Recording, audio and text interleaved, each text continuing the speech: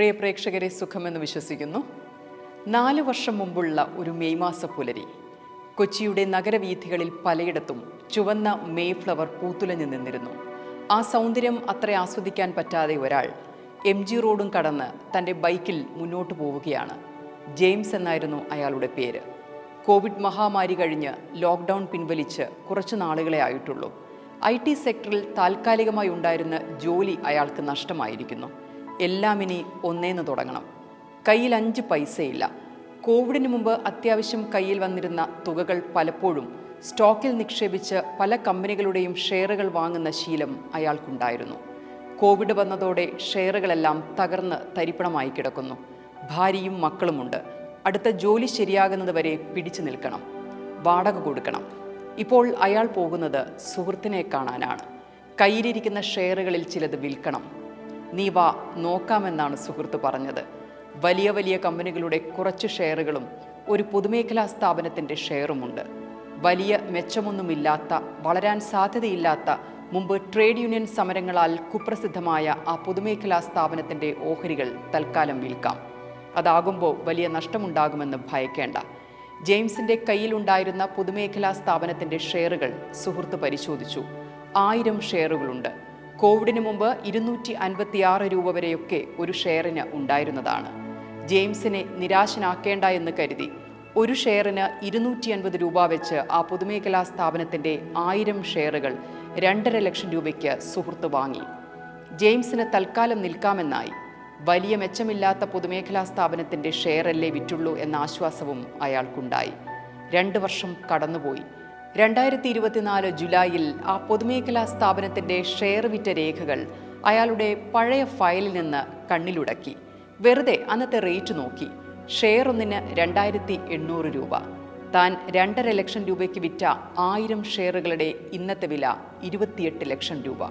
വെറും 2 വർഷം കൊണ്ട് ഒരു ഇന്ത്യൻ പൊതുമേഖലാ സ്ഥാപനത്തിൻ്റെ ഷെയർ വളർന്നെത്തിയ വിലയാണത്. അയാളുടെ കയ്യിലിരുന്ന് ആ രേഖകൾ വിറച്ചു. ഏതായിരുന്നു ആ പൊതുമേഖലാ സ്ഥാപനം? 2 വർഷം കൊണ്ട് 1000% വളർന്ന കമ്പനി ഏതാണ് അറിയാമോ? ട്രേഡ് യൂണിയൻ സമരം കൊണ്ടും കെടുകാര്യസ്ഥതയും അഴിമതിയും കൊണ്ടും കുപ്രസിദ്ധമായിരുന്ന ഒരു കമ്പനി. 1/4 നൂറ്റാണ്ടുകൊണ്ട് ആന്തരികമായി പരിവർത്തനം വരുത്തുകയും കഴിഞ്ഞ 10 വർഷം കൊണ്ട് അസാധാരണമായി വളരുകയും ചെയ്ത ഒരു പൊതുമേഖലാ സ്ഥാപനം. കഴിഞ്ഞ ദിവസം കേന്ദ്ര സർക്കാർ ഒരു പ്രൊജക്റ്റിന് പച്ചക്കൊടി കാണിച്ചതോടെ ആ കമ്പനിയുടെ ഷെയറുകളുടെ മൂല്യം വീണ്ടും 3% കൂടി. ഇന്ന് ഇന്ത്യയിലെ ഏറ്റവും പ്രോഫിറ്റബിളായ 46,000 കോടിക്ക് മുകളിൽ മാർക്കറ്റ് ക്യാപിറ്റലൈസേഷനുള്ള 800 കോടി വാർഷിക ലാഭമുള്ള ഒരു പൊതുമേഖലാ സ്ഥാപനം. ഇന്ത്യൻ നേവിയുടെ അഭിമാന പോരാളിയായ INS വിക്രാന്തിന് ജന്മം നൽകിയ ഇടം കൊച്ചിൻ ഷിപ്പ്യാർഡ്. കൊച്ചിയുടെ തീരത്ത് കടലോളങ്ങളുടെ കരുത്തിൽ ഇന്ത്യൻ സൈന്യത്തിൻ്റെ പ്രതിരോധ ആവശ്യങ്ങൾ ലോകോത്തര സാങ്കേതിക തികവോടെ നിശബ്ദം പൂർത്തീകരിക്കുന്ന ഒരു മഹാപ്രസ്ഥാനം. എഡിറ്റോറിയൽ ഇൻസൈറ്റ്സിലേക്ക് സ്വാഗതം. 1972 തുടക്കം കുറിക്കുമ്പോൾ വലിയ സ്വപ്നങ്ങളായിരുന്നു കൊച്ചിൻ ഷിപ്പ്യാർഡിന്. പക്ഷേ 80കളിലും 90കളിലും സ്ഥിതി അതിദയനീയമായിരുന്നു. സമരങ്ങളുടെ വേലിയേറ്റം, ഓരോ ചെറിയ കാര്യത്തിലും പണിമുടക്കുകൾ, മാസങ്ങളോളം പണി നിർത്തിവെക്കുന്ന ട്രേഡ് യൂണിയൻ ഭീകരത, കപ്പലുകൾ നിർമ്മിക്കാനുള്ള കരാറുകൾ വൈകുന്നതുകൊണ്ടുണ്ടായ ഭീമമായ നഷ്ടം, ആ കോടികളുടെ നഷ്ടം സർക്കാർ ഖജനാവിൽ നിന്ന് നികത്തേണ്ടി വന്ന കാലം. ഇവിടെ ഒന്നും നടക്കില്ലെന്ന് മലയാളി തന്നെ കേരളത്തെക്കുറിച്ച് പറഞ്ഞത് ഇത്തരം സമരാഭാസങ്ങളുടെ പേരിലായിരുന്നു. ഏതാണ്ട് 30 വർഷക്കാലം ഈ വൃത്തികെട്ട കളി ട്രേഡ് യൂണിയനുകൾ തുടർന്നു. ഹൈ പൊട്ടൻഷ്യലുണ്ടായിരുന്ന കേരളത്തിലെ വ്യവസായത്തെ കുത്തുപാളയെടുപ്പിക്കുന്നതിൽ അവർ വിജയിച്ചു നിന്ന കാലം. എന്നാൽ 2000ങ്ങളുടെ തുടക്കത്തിൽ ഈ കപ്പൽശാലയുടെ ഗതി മാറാൻ തുടങ്ങി. കൃത്യമായ മാനേജ്മെന്റ് കാഴ്ചപ്പാടിൽ നിന്നാണ് ആ മാറ്റം തുടങ്ങിയത്. 2004 മുതൽ 2010 വരെയുള്ള കാലം അഡ്മിനിസ്ട്രേറ്റീവ് കൺട്രോൾ മാനേജ്മെന്റ് ഏറ്റെടുക്കുന്നു. തൊഴിലാളികളെ വിശ്വാസത്തിലെടുത്ത് സ്റ്റഡി ക്യാഷ് ഫ്ലോ വരുന്ന ഷിപ്പ് റിപ്പയറിംഗിലേക്ക് കൊച്ചിൻ ഷിപ്പ്യാർഡ് കൂടുതൽ ശ്രദ്ധ കേന്ദ്രീകരിച്ചു. നേവി ഓഫീസറായിരുന്ന K. സുബ്രഹ്മണ്യൻ ഷിപ്പ്യാർഡിന്റെ തലപ്പത്ത് വന്നതോടെയാണ് മാറ്റം വന്നു തുടങ്ങിയത്. കണിശമായ പ്രൊജക്ട് ടൈം ലൈനുകളും അച്ചടക്കവും അദ്ദേഹം കൊണ്ടുവന്നു. അതായിരുന്നു തുടക്കം. എന്നാൽ 2016ഓടെയാണ് പ്രോഫിറ്റ് മേക്കിംഗ് കമ്പനി എന്ന ട്രാൻസ്ഫോർമേഷനിലേക്ക് കൊച്ചിൻ ഷിപ്പ്യാർഡ് കടക്കുന്നത്. ഓർഡറുകൾ കൃത്യമായ സീക്വൻസുകളിൽ വന്നു തുടങ്ങുന്നത് ഇക്കാലത്താണ്. Product execution ഇംപ്രൂവായി. സർക്കാർ പ്രൊജക്റ്റുകൾ ചെയ്താൽ ഡിലേ ഇല്ലാതെ കാശ് കിട്ടുന്ന സ്ഥിതിവിശേഷം വന്നു. ആ സമയം ഷിപ്പ്യാർഡിന്റെ തലപ്പത്തുണ്ടായ മാറ്റം ആ സ്ഥാപനത്തെ ചടുലമായ ഒരു ഷിപ്പ് ബിൽഡിംഗ് കേന്ദ്രമാക്കി മാറ്റി. കുസാറ്റിൽ നിന്ന് നേവൽ ആർക്കിടെക്ചറിലും ഷിപ്പ് ബിൽഡിംഗിലും ബിടെക് കഴിഞ്ഞ് നേവൽ ആർക്കിടെക്ചറിലും ഓഷ്യൻ എഞ്ചിനീയറിംഗിലും ജപ്പാനിലെ ഒസാക്ക യൂണിവേഴ്സിറ്റിയിൽ നിന്നും മാസ്റ്റേഴ്സും കഴിഞ്ഞ മധു എസ് നായർ CMD ആകുന്നു. അതോടെയാണ് ഇവിടെ കേരളത്തിന്റെ തീരത്ത് കിടക്കുന്ന ഒരു ഷിപ്പ് ബിൽഡിംഗ് യൂണിറ്റിന് ലോകത്തെ ഏറ്റവും യുണീക്കായ കപ്പൽ നിർമ്മാണ കേന്ദ്രമായി മാറാനാകുമെന്ന് തെളിയിച്ചത്. പക്ഷേ അത് ഒറ്റയാൾ പോരാട്ടമായിരുന്നില്ല. മാനേജ്മെന്റിന്റെയും തൊഴിലാളികളുടെയും അർപ്പണത്തിന്റെ കൂടി റിസൾട്ടായിരുന്നു. പിന്നെ സംഭവിച്ചതെല്ലാം ഒരു കാലത്ത് അവസരങ്ങളെ തച്ചുടച്ച തൊഴിലാളി യൂണിയനുകളുടെ പേരുദോഷം അതേ സ്ഥാപനത്തിലെ തൊഴിലാളികൾ തന്നെ തിരുത്തിക്കുറിച്ചു. 2016 മുതൽ 2026 വരെയുള്ള കാലം കൊച്ചിൻ ഷിപ്പ്യാർഡിന്റെ സുവർണകാലമായി. 2017 ഈ പൊതുമേഖലാ സ്ഥാപനം ഓഹരി കമ്പോളത്തിൽ ലിസ്റ്റ് ചെയ്തു. ഇത് ഷിപ്പ്യാർഡിന്റെ ചരിത്രത്തിലെ വഴിത്തിരിവായി. പിന്നീടങ്ങോട്ട് കൊച്ചിൻ ഷിപ്പ്യാർഡിന്റെ പേരും പെരുമയും കടൽ കടന്നു. എന്നാൽ തലകുറി മാറ്റിയ ഡീൽ എന്തായിരുന്നെന്നറിയാമോ? ആഴക്കടലിന്റെ രാജാവായ, ഇന്ത്യൻ സമുദ്രത്തിന്റെ അധികാരിയായ, ശത്രുവിന്റെ കാലനായ INS വിക്രാന്തിന്റെ നിർമ്മാണ കരാർ.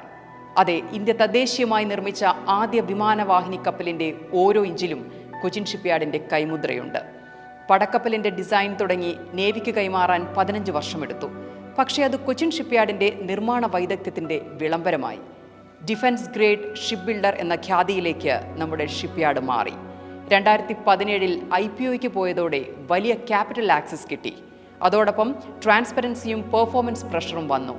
മൾട്ടി ക്രോർ ഡിഫൻസ് ഓർഡറുകൾ സ്വീകരിക്കാമെന്നായി. ആന്റി സബ്മറൈൻ വാർഷിപ്പുകൾ നിർമ്മിക്കുന്ന മികച്ച കേന്ദ്രമെന്ന ബ്രാൻഡായി. വിദേശ കമ്പനികൾ വമ്പൻ ഓർഡറുകളുമായി കൊച്ചിൻ ഷിപ്പ്യാർഡിലേക്ക് വരുന്ന നല്ല നേരവുമായി. അതിനേക്കാളെല്ലാം ഉപരി ഇന്ത്യൻ നേവിയുടെ ഹൈസ്റ്റേക്ക് ഡിഫൻസ് പ്രോജക്റ്റുകൾ വിശ്വസിച്ചേൽപ്പിക്കാവുന്ന സൂപ്പർ മാനുഫാക്ചറിംഗ് കേന്ദ്രമായി കൊച്ചിൻ ഷിപ്പ്യാർഡ്.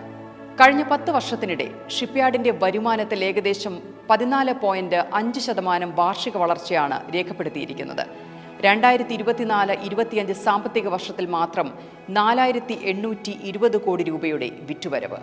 നഷ്ടത്തിൽ നിന്ന് തുടങ്ങിയ ഒരു സ്ഥാപനം ഇന്ന് ആയിരക്കണക്കിന് കോടികൾ ലാഭമുണ്ടാക്കുന്ന ഇന്ത്യയിലെ ഏറ്റവും ലാഭകരമായ പബ്ലിക് സെക്ടർ കമ്പനിയായിരിക്കുന്നു.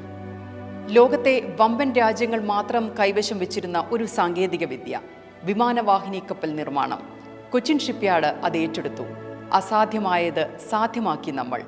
20,000 കോടിയിലധികം രൂപ ചെലവിൽ നിർമ്മിച്ച ഈ പടക്കപ്പൽ കൊച്ചിൻ ഷിപ്പ്യാർഡിന്റെ സാങ്കേതിക തികവിന്റെ അടയാളമാണ്. ഇതോടെ ഭീമൻ വാർഷിപ്പുകൾ നിർമ്മിക്കാൻ ശേഷിയുള്ള ലോകത്തെ 6 വൻ ശക്തികളുടെ പട്ടികയിലേക്ക് ഇന്ത്യ നടന്നുകയറി. INS വിക്രാന്തിന്റെ 76% ഭാഗങ്ങളും തദ്ദേശീയമായാണ് നിർമ്മിച്ചത്. ഇതിനായി ഉപയോഗിച്ച വാർഷിപ്പ് ഗ്രേഡ് സ്റ്റീൽ ഇന്ത്യയിൽ ആദ്യമായി വികസിപ്പിച്ചെടുക്കാൻ ഷിപ്പ്യാർഡ് സമ്മർദ്ദം ചെലുത്തുകയായിരുന്നു. അങ്ങനെ DRDOയും സെയിലും ചേർന്ന് ആ സ്റ്റീൽ ഇന്ത്യയിൽ തന്നെ വികസിപ്പിച്ചു. ഈ സ്റ്റീൽ ഇന്ന് ഇന്ത്യയിലെ എല്ലാ യുദ്ധക്കപ്പലുകൾക്കും കരുത്തേകുന്നു. ഇതിന്റെ പിന്നിൽ പ്രവർത്തിച്ച ഷിപ്പ്യാർഡിലെ എഞ്ചിനീയർമാരുടെ നിശ്ചയദാർഢ്യം എടുത്തു പറയേണ്ടതാണ്.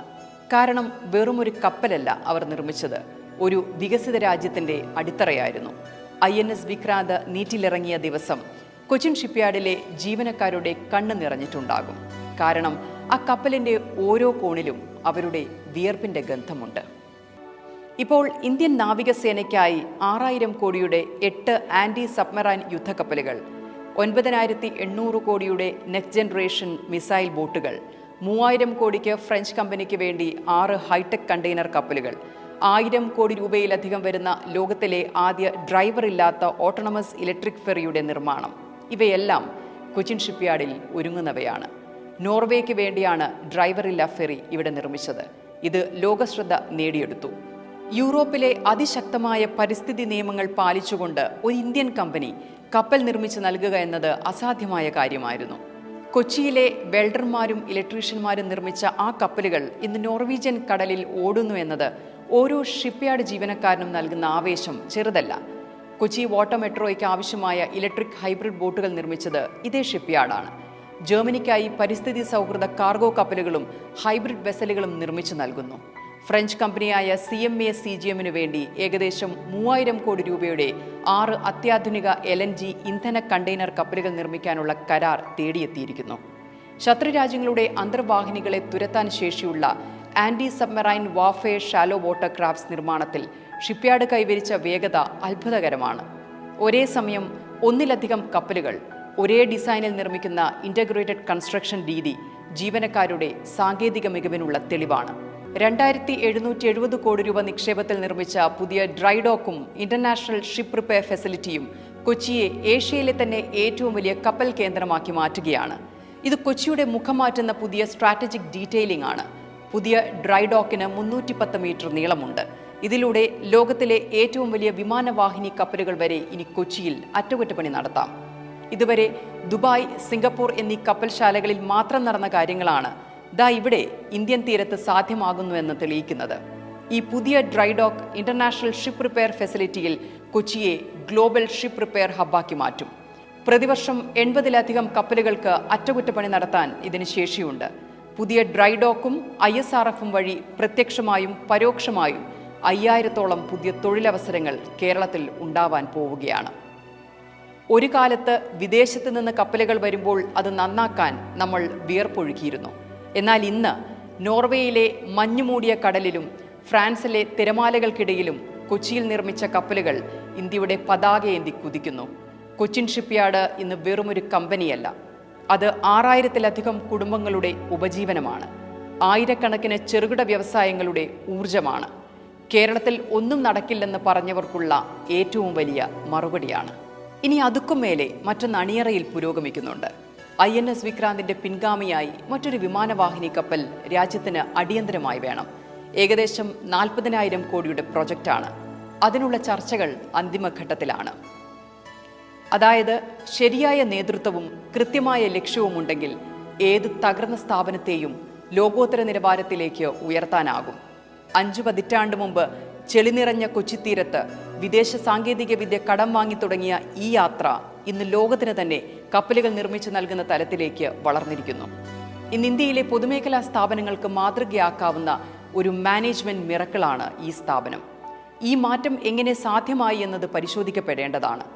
തൊഴിലാളികളെ വെറും ശമ്പളക്കാരായി കാണുന്നതിനു പകരം അവരെ തീരുമാനങ്ങളിൽ പങ്കാളികളാക്കി യൂണിയൻ നേതാക്കളുമായി തുറന്ന ചർച്ചകൾ നടത്തി. INS വിക്രാന്ത് പോലുള്ള വലിയ പ്രൊജക്റ്റുകൾ വന്നപ്പോൾ അത് രാജ്യത്തിൻ്റെ അന്തസ്സ് ഉയർത്തുന്ന ഒന്നാണെന്ന ബോധം താഴെത്തട്ടിലുള്ള തൊഴിലാളികൾ വരെ എത്തിക്കാൻ മാനേജ്മെന്റിന് സാധിച്ചു. സമരങ്ങൾ ഉൽപ്പാദനത്തെ ബാധിക്കാത്ത രീതിയിൽ മാറ്റാൻ ഈ വൈകാരിക ബന്ധത്തിന് കഴിഞ്ഞു. കപ്പൽ നിർമ്മാണത്തിൽ മാത്രം ശ്രദ്ധ കേന്ദ്രീകരിച്ചാൽ ഉണ്ടാകുന്ന സാമ്പത്തിക റിസ്ക് തിരിച്ചറിഞ്ഞ് കൂടുതൽ ലാഭം ലഭിക്കുന്ന കപ്പൽ അറ്റകുറ്റപ്പണിയിലേക്ക് ശ്രദ്ധ വെച്ചു. നിലവിൽ കൊച്ചിൻ ഷിപ്പ്യാർഡിന്റെ ലാഭത്തിന്റെ ഏകദേശം 40% വരുന്നത് ഷിപ്പ് റിപ്പയർ വിഭാഗത്തിൽ നിന്നാണ്.